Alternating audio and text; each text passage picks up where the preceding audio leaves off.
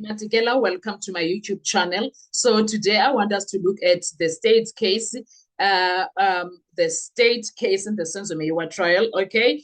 The state case is standing on three cracks. I want us to look into that, okay? Well, Sanalam, shame. Okay, let's strip away the courtroom drama for a moment and focus. Forget the headlines.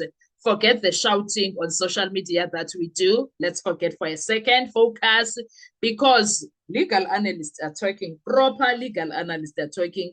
They are busy examining the architecture of the case in the Senzo Meyiwa murder trial. They are not asking whether the story sounds convincing. They are asking one brutal legal question. Does the state's evidence actually close every gap required for a conviction?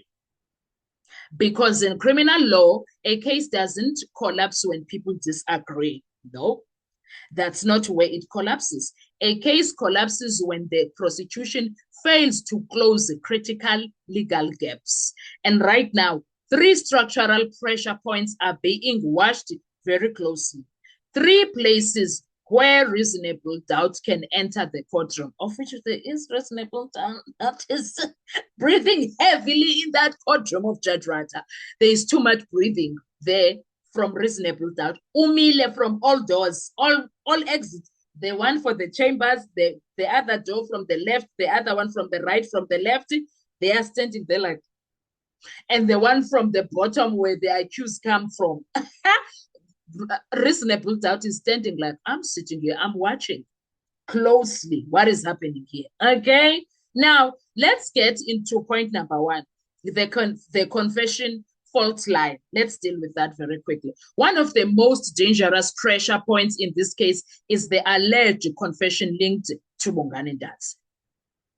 In many murder trials, a confession becomes the spine of the prosecutor's story. It tells the court who planned the crime, who planned the crime, number one. Number two, how was it planned, who participated, and also who benefited from that, and also who covered the whole situation so that it does not get discovered early. Okay, those are the things. But South African law treats confessions with extreme caution. Extreme caution. For a confession to be used in court, it must pass strict legal tests. The court must be satisfied that it was voluntarily, free from coercion, obtained without intimidation, recorded through proper legal procedures. If the defense successfully shows that the confession was obtained through threats, assault, pressure, or improper police conduct, then the judge can exclude it entirely. Not weaken it, remove it. Totally. Okay? Totally. When a confession heavy case loses its confession, when a confession heavy case loses its confession, the entire narrative suddenly has to be rebuilt from scratch. Legally, legal analysts often say a confession can hold a case together. A confession can hold a case together. Together, yes. Or it can become the point where the case breaks. That's what happens when it comes to confession. It can hold it together or it can be broken apart. Well, if you are someone who watches the case, you know this is where the case breaks apart. In the confessions, they don't make sense. They don't align with anyone who was inside the house, with anything. They don't. They don't even align with constables. So they don't. Too much nonsense is happening here. Second point, the data without proof, problem. The data without proof is a problem. The second pressure point is something that sounds powerful but can be legally fragile.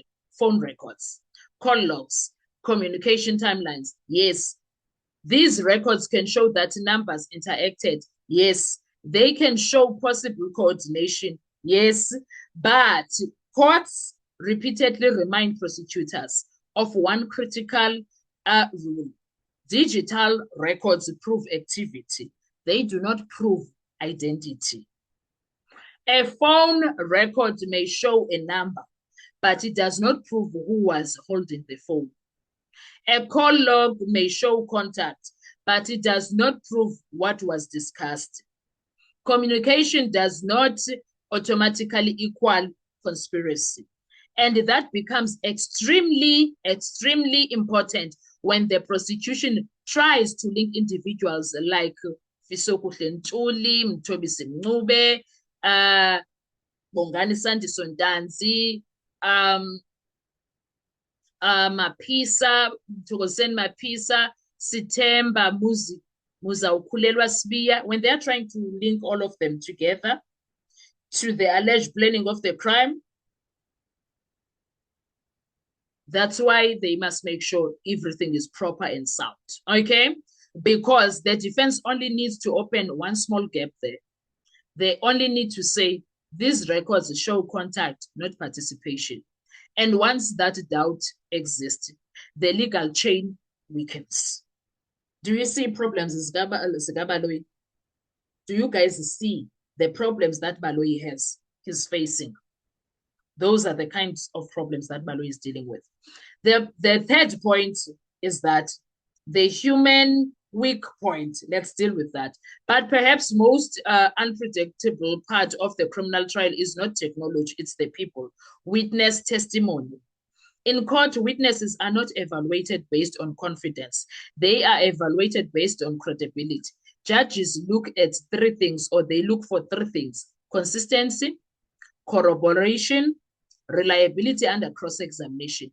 If a witness changes their story, if timeline shifts, if statements appear to have been influenced, then the court may decide that the testimony carries little weight. Abozandi, Abotumelo, Abontapseng, Abomthokozisi, Mthokozisi Twala.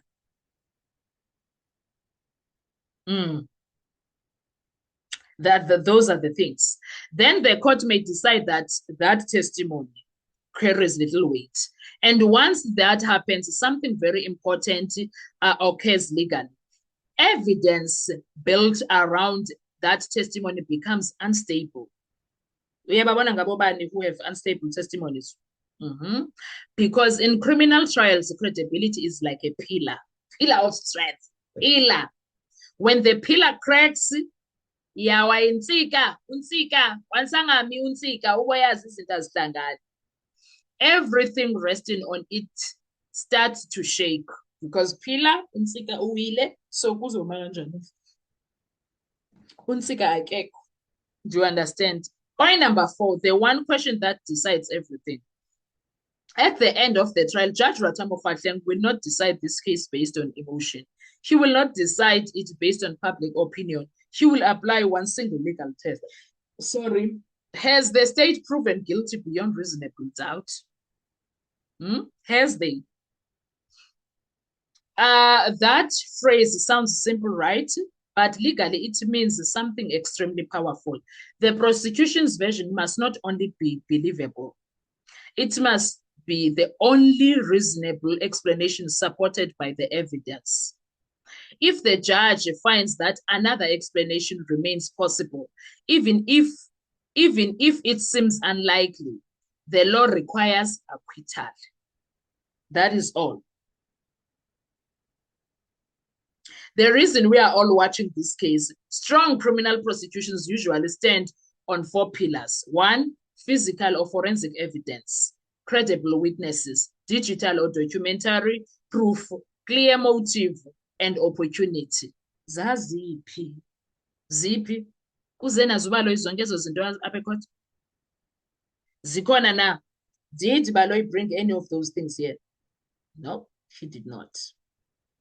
When all 4 reinforce each other, the chain becomes very difficult to break. But when a case becomes dependent on disputed confessions, uncertain phone data, contested witness statements, then the prosecution must work much harder to close those gaps. Did they? Because criminal law has a brutal rule. The defense does not have to prove innocence.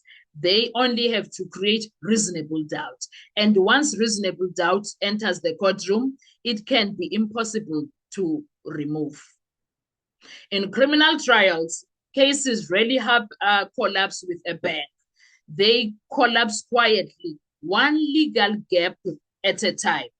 One legal gap at a time. So it looks like Khumalo failed, in my opinion. What are your thoughts when it comes to this? Let's talk in the comment section. I want to hear your views. Thank you so much. I will see you on our next video. Do enjoy your entire Wednesday. I love you so much. Bye-bye.